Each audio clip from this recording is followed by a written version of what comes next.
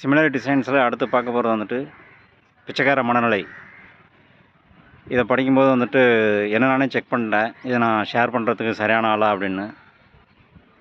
என்ன செக் பண்ணும்போது நான் சரியான ஆள் தான் அப்படின்னு வந்து எனக்கு தோணுச்சு.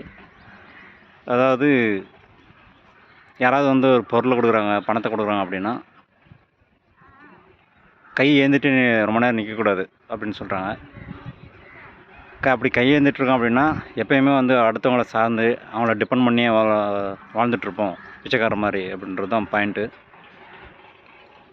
இதை படிக்கும்போது எனக்கு ஞாபகம் வர்றது வந்துட்டு, சாதாரணமாக பிச்சைக்காரன் மனநிலை அப்படின்னா பிச்சைக்காரன் மட்டும்தான் அப்படி இருப்பானா அப்படின்னா அப்படி கிடையாது.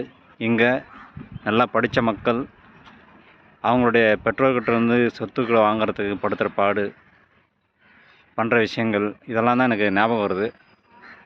பிச்சைக்கார மனநிலையில் படித்தவங்களும் இருக்காங்க அப்படின்றது நினைக்கும்போது ரொம்ப வருத்தமாக இருக்குது. ப்ளஸ் வந்து எம்எம்ஜியில் படிக்கும்போது வெல்த் கிரியேஷன் செஷன் அதெல்லாம் படிக்கும்போது வந்துட்டு அதில் ஒரு பாயிண்ட் உண்டு.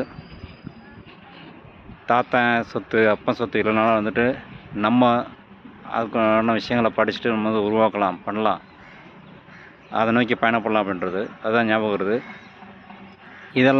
இதை படிக்கணுமோ அதை படிக்காமல் மற்றதை படிச்சுட்டு நானும் படிச்சுட்டேன் அப்படின்ட்டு வந்துட்டு நான் படித்தவன், எனக்கு தெரியும், நான் விவரம் அப்படின்னு சொல்கிறவங்களெல்லாம் வந்து பார்க்கும்போது பரிதாபமாக இருக்குது.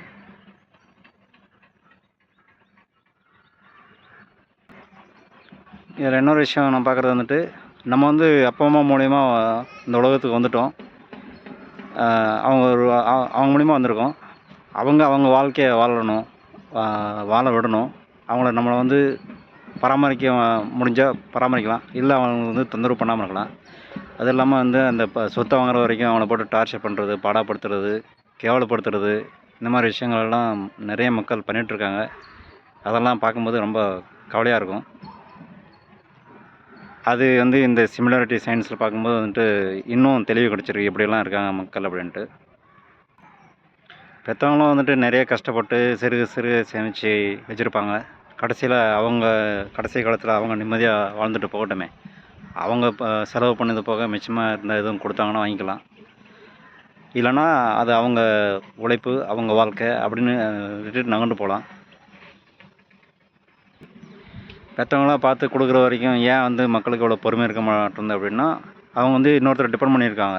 நம்ம வந்து கஷ்டப்பட்டு ஏன் சம்பாதிக்கணும், இவங்க ஏற்கனவே சேர்த்து வச்சுருக்காங்க, அதை வாங்கி வச்சுக்கிட்டு நம்ம வந்து வசதியாக வாழலாம் அப்படின்ற நினப்பு, அதை நோக்கி பயணிட்டுருக்காங்க அப்படின்றது வந்து தெரிய வருது.